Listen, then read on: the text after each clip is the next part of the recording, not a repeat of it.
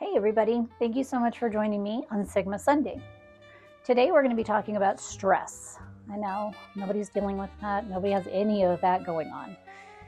Okay, maybe everybody does. So, how do you stress-proof your workday? All right, I gotta go because I have no idea. Just kidding. My name is Rebecca Sonnenberg. I'm a licensed clinical social worker, and I'm here to see if I can help you be a better business owner, entrepreneur, and leader. So when it comes to stress proofing your day, this is obviously, there's never going to be a foolproof way to do that. I wish there was. I wish I had a sugarcoat answer to give you, but I don't. Realistically, what I can tell you is a few things that I think I've seen help people and help myself. One of the biggest things is slowing down. I think a lot of times what causes us a lot of stress is the added crap, the added tasks, the added things, the added pressures that we put on our plate and on ourselves. And when that happens, that causes us to be very irritable, very prickly. So how do you do those things? For me personally, one of the things that I found to be the most beneficial was slowing down in the mornings. I have a tendency to wake up, check my phone, get right into the day. And that doesn't actually help, and it doesn't feel very good. I'm not a super big morning person, so I know for some people they say getting up right away and doing a morning workout, morning yoga, that's really helpful for them. I find that to be more helpful for me a little bit later in the day, but you have to find the things that work the best for you and make you feel the best, right? I think for me, waking up really slowly, not touching my phone, that was a really big one that actually did help a lot, because the minute I check that phone, the minute I'm in the emails or the messages or whatever it is, then I'm fully committed that this day is starting and I'm getting ready, and I already feel overloaded and I haven't even brushed my teeth. So for me, I get up, I don't check my phone right away. I actually just have a cup of coffee and I just sit down for a little while, and then I check my phone and I get into looking at what I need to do for that day. It's nice for me is that I like to look through my schedule.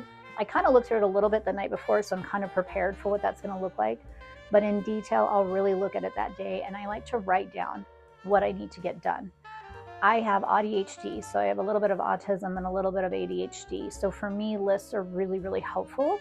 Keeps me on track. It makes it so that I'm not feeling so overwhelmed, because when I forget things, I do feel really bad. So I try really hard to write things down so that it kind of keeps me on track. So I make my list, and then I kind of just get my day going. I know, like I said, for everybody that can be different. My husband in particular is a morning person. So for him, starting his day out with a workout is probably his favorite thing to do. And I think you really do have to find the things that bring you the joy and make you feel good about starting your day and not feeling so miserable right out the gate.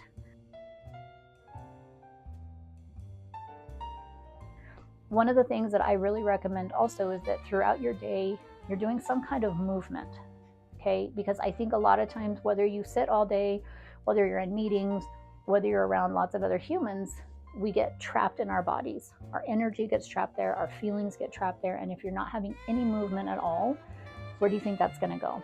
Nowhere. It's definitely gonna stay, and we have to be able to release that and get it out and move it away from us. So if you could take a little bit of a walk, even if you could do a little Zumba in your office, no judgment, but film it and send it to me so I can see it, please.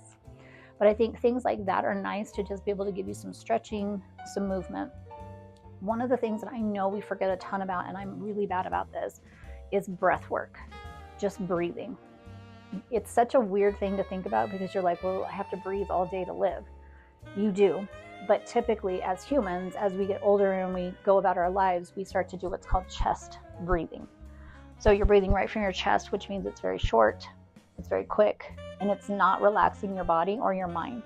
When we can do what's called belly breathing, where we puff up our bellies like we fill it with as much air as humanly possible, and then we're releasing, we're actually getting out a lot of toxins that have gotten caught in our body and especially in our lungs. So you're getting that really deep belly breath, and you're pulling it all the way up, and then you're releasing it.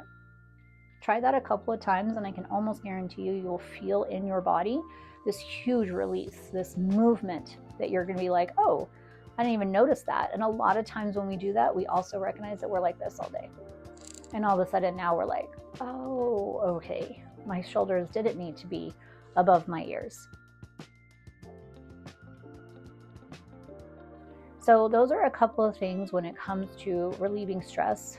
I think one of the things that you really have to look at too And then we've talked about these in other videos, so feel free to go back and look at those. But like, are you delegating enough that you're not putting so much on your plate that you're overwhelmed? Are you learning to say no and set boundaries on things that don't work for you or that you're not actually capable of doing? These are all things I think that really have helped me to lower my stress level, because I have a tendency, like I've talked about, of being like, sure, I'll do it. I'll do that. I'll sign up for this. I got this. And then I'm like, well, hell, if we don't clone me, I can't do all of those things. So where do we stop, pause, and say, no, you know what, actually, that's going to be way too much, and I'm not going to be able to do that. Because at the end of the day, too, if you have a family, there's responsibilities you have there too, right? You got to go home and take care of the things that are there. And so where are we making sure that we're delegating what we need to, breathing with our breath, moving our body, saying no to the things that don't work for us? And like I said, finding that morning routine, whether it's a workout or not, whether it's meditation, I think that works for a lot of people too. Maybe it's just checking in with your body and how you slept, because that's going to be a big indicator of your day, right? If you slept like crap, recognize that you're not going to have a day that's a 10. You might have a day that's a 5. So you're not going to be able to take on as many tasks. And how can you do that with some kindness for yourself and saying, man, I had a nightmare and I slept like crap, so I'm only going to be able to do this many things, and I'll try again tomorrow. Because that's giving yourself grace. And when you do that, we have to remember, as business owners and entrepreneurs, then when we give ourselves grace, people watching us have a tendency to give themselves the same grace that they've never been taught to give. Okay? So try to relieve some stress. I know, right? Thanks, Rebecca. It was super helpful. But I know it sounds easier, and it's, it is what it is. But try to look at, how does your morning start? How can you maybe start your day a little tiny bit later so you get a little bit more you time? How can you do something in the morning that feels good? How can you, throughout your day, move around, get that toxicity out of your body, and make sure that you're checking in with your breathing, checking in that your shoulders aren't up by your earlobes all day long?